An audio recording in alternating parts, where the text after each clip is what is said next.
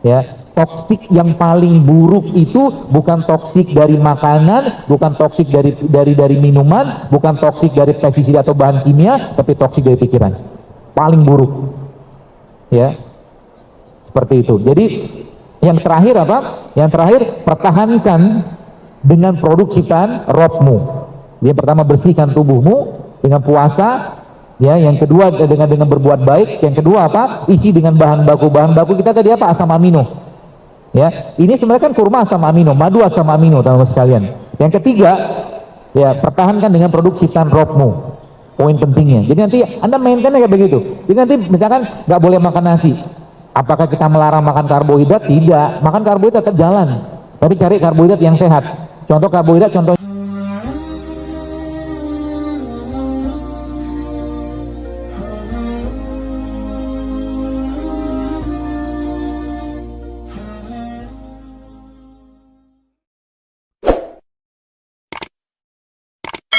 kita belajar kunyit sekarang. Apa yang dilihat dari kunyit?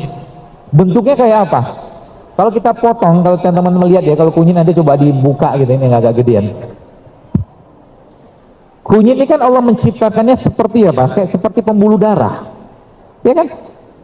Kalau pembuluh darah dipotong, penampang dibuka, maka pembuluh kayak begini. Maka sebenarnya tanda-tanda kebesaran Allah dari produk-produk ciptaan udah sangat jelas.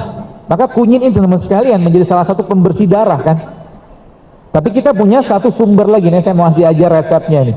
Ya, ini teman-teman bisa pakai, terutama yang sudah banyak masalah di badannya.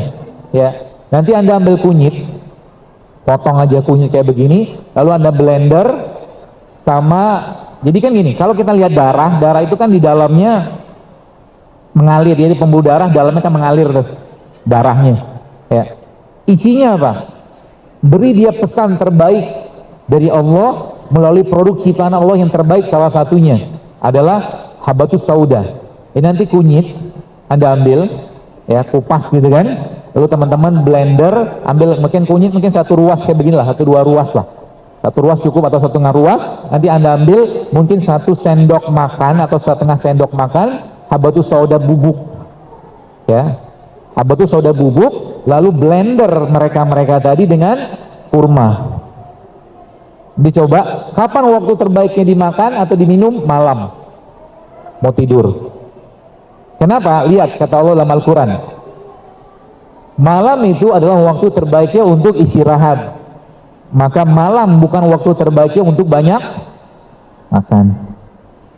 Kasih petugas istirahatnya lebih, atau petugas kebersihan lebih banyak. Siapa petugas kebersihannya? Ya, salah satunya itu tadi, isi bahan baku. Jadi isi bahan baku itu asam amino. Maka coba mulai rutinkan teman-teman sekalian, dalam satu minggu itu Anda mungkin 2-3 kali minum air kelapa, itu asam amino. Tapi syaratnya jangan pakai gula. Sudahlah, talak 14 sama gula pasir, ya, jangan talak 3 lagi, talak 14 sama gula pasir. Nggak ada lagi, Anda sudah cukup manis tanpa gula pasir, tenang aja, yakinlah. Ya, kalau Anda pengen makan manis, ambil manis dari sumber kayak begini. Minum teh tawar tapi makannya kurma, jauh lebih sehat. Minum kopi pahit, makannya kurma, jauh lebih sehat. Ya, seperti itu. Ya, jadi itu ya. Jadi teman-teman, yang pertama tadi, bersihkan tubuhmu, kolbumu, ya, dengan puasa, dengan berbuat baik, fisiknya dengan puasa. Ya. Jadi kalau kita pernah mendengar ada suatu perkataan sumut tasihu, bahwa puasa itu menyehatkan, memang benar. Maka coba lihat, ada 30 hari Ramadan, ada 6 hari Syawal, ada puasa Senin Kamis, ada Ayyamul Bid, ada puasa sunnah, dan tambah satu lagi berbekam. Komplit sudah. Kalau umat Islam menggunakan apalagi puasa Daud, itu lebih dahsyat lagi. Kalau kita pakai pola itu, sebenarnya mana ada kanker bisa hidup pada lingkungan orang yang berpuasa? Gak bisa. Kanker itu muncul gara-gara apa? Ya, faktor pendukungnya banyak, pencetusnya banyak. Ya, salah satu pikiran. Ya, toksik yang paling buruk itu bukan toksik dari makanan, bukan toksik dari minuman, bukan toksik dari pestisida atau bahan kimia, tapi toksik dari pikiran. Paling buruk. Ya, seperti itu. Jadi yang terakhir apa? Yang terakhir, pertahankan dengan produk ciptaan Rabbmu. Yang pertama, bersihkan tubuhmu dengan puasa. Ya, yang kedua dengan berbuat baik. Yang kedua apa? Isi dengan bahan baku kita tadi apa? Asam amino. Ya, ini sebenarnya kan kurma asam amino, madu asam amino, teman-teman sekalian. Yang ketiga, ya pertahankan dengan produk ciptaan Robmu. Poin pentingnya. Jadi nanti Anda mainkan kayak begitu. Jadi nanti misalkan nggak boleh makan nasi. Apakah kita melarang makan karbohidrat? Tidak. Makan karbohidrat tetap jalan. Tapi cari karbohidrat yang sehat. Contoh karbohidrat, contohnya apa yang sehat? Beras merah, beras coklat, beras hitam, atau mungkin Anda makan kentang, makan jagung, atau mungkin makan ubi. Bisa. Nggak mesti makan nasi putih. Ya, Anda makan nasi putih boleh nggak? Boleh. Tapi coba diubah sedikit nasi putihnya sehingga nggak berat di badan. Ya, caranya gimana? Ambil bawang merah, bawang putih, serai. Nanti kalau mau bikin nasi ala-ala saya, bawang merah, bawang putih, serai, ya, Anda tumis dengan minyak zaitun api kecil aja, atau tumis dengan minyak kelapa. Tumis pelan aja sampai ada keluar aroma sedikit, kasih garam sedikit, kasih lada hitam, masukkan ke nasinya. Lalu Anda makan dengan apa? Dengan sambal yang terbaik, namanya sambal kurma. Sambal kurma itu isinya apa? Ya, bawang putih, cabai rawit, kurma sama garam.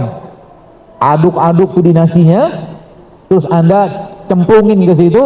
Makanan terbaik untuk usus kita namanya apa? Tempe. Enak? Enak banget. Bukan nasi goreng ini, Pak. Nasi goreng. Mirip nasi liwet.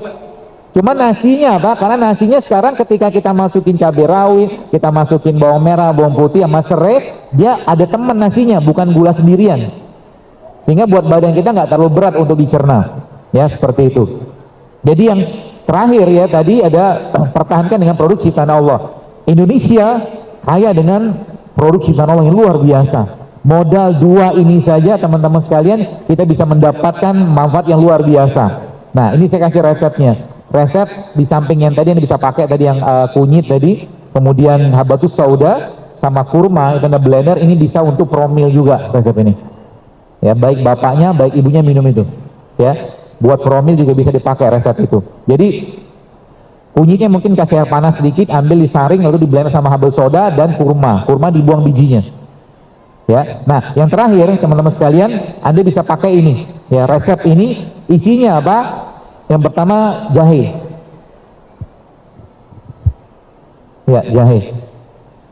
Isinya yang pertama. Cara bikin nanti saya ajarkan. Jadi yang terakhir kan pertahankan tubuhmu dengan produk ciptaan Allah. Allah nggak mungkin iseng tanda kutip nyiptakan kayak begini di Indonesia, Pak Bu. Nggak mungkin. Tujuannya apa? Pasti itu tujuan. Ya. Untuk apa? Untuk menjadikan penduduk negeri ini sehat dan bertakwa, karena sehat seperti yang saya sampaikan harus bikin kita makin taat. Kesehatan yang Allah berikan kepada kita harus bikin kita lebih taat. Kalau tak taat dengan kesehatan, mungkin jauh lebih baik sakit untuknya dengan Allah gugurkan dosanya. Seperti itu. Bahan pertamanya ini jahe, ya. Yang keduanya kunyit. Yang ketiganya lengkuas. Yang keempatnya serai. Ya. Jahe, kunyit, apa tadi yang ketiga? Lengkuas, serai. Ya. Lalu itu Anda potong-potong rajang semua, kasih air panas, teman-teman sekalian. Lalu Anda ambil jeruk nipis seperempatnya lah, masukin di situ. Ya. Setelah disaring masukin di situ, dan habis disaring Anda blender lagi dia sama ini kurma. Coba diminum nanti, efeknya coba rasakan. Syaratnya apa? Jangan masukin bahan pengganggu dalam badan kita yang bikin kacau. Terutama gula-gula yang tidak sehat. Contohnya nasi putih. Contohnya lagi apa? Tepung-tepungan. Ya. Yang ketiga apa? Gula pasir. Jangan dimasukin itu dulu. Kalau itu masuk, mereka kerjanya tidak optimal. Ya, coba mulai latihan tuh. Latihan bagaimana dalam 1 minggu ke depan, 3 hari dulu deh. Nggak makan nasi putih, nggak makan gula pasir dalam bentuk apapun, nggak makan tepung, sama nggak makan produk yang mengandung minyak. 3 hari dulu. Meskipun saya tahu godaannya berat, baru keluar Ivan di pojok kuliner tuh. Latihannya sih nanti. Pojok kuliner kan. Boleh nggak makan begitu? Ya boleh, nggak ada yang melarang ya. Tapi coba ciptakan dulu kebiasaan sehatnya. Ini sayur jarang, buah jarang, puasa jarang, air putih jarang, olahraga jarang, gitu kok jalur sehat. Kalau bahasa Jawanya gitu loh. Gitu kok minta sehat, ya. Artinya apa? Kalau itu mau diperbaiki teman-teman sekalian, benerin dulu badannya, bersihin dulu. Sehingga apa? Mereka ini sebenarnya ketika masuk ke badan kita, mereka sudah ada teman di dalam, reseptornya gitu loh. Jadi waktu dia masuk dalam udah cocok, ke jantung cocok, ke ini cocok. Ini yang saya katakan produksi ciptaan Allah ya. Makanya kalau ada orang tanya ke saya, dokter maaf kunyit itu aman nggak? Kemarin pas ada kajian di satu tempat, ada seorang yang bertanya ke saya, dokter itu dosis kunyit itu seperti apa? Dia bilang, kita kan butuh dosis, dia bilang. Terus saya balikin sama dia, gimana menjawab seperti itu? Saya katakan nggak perlu ilmu tinggi-tinggi, tolong kasih saya data, apakah di negeri kita ini ada orang keracunan minum kunyit? Saya bilang, ada nggak sih? Nggak ada loh. Karena toh kita menyium kunyit apa? Sejempol, sejari, seruas.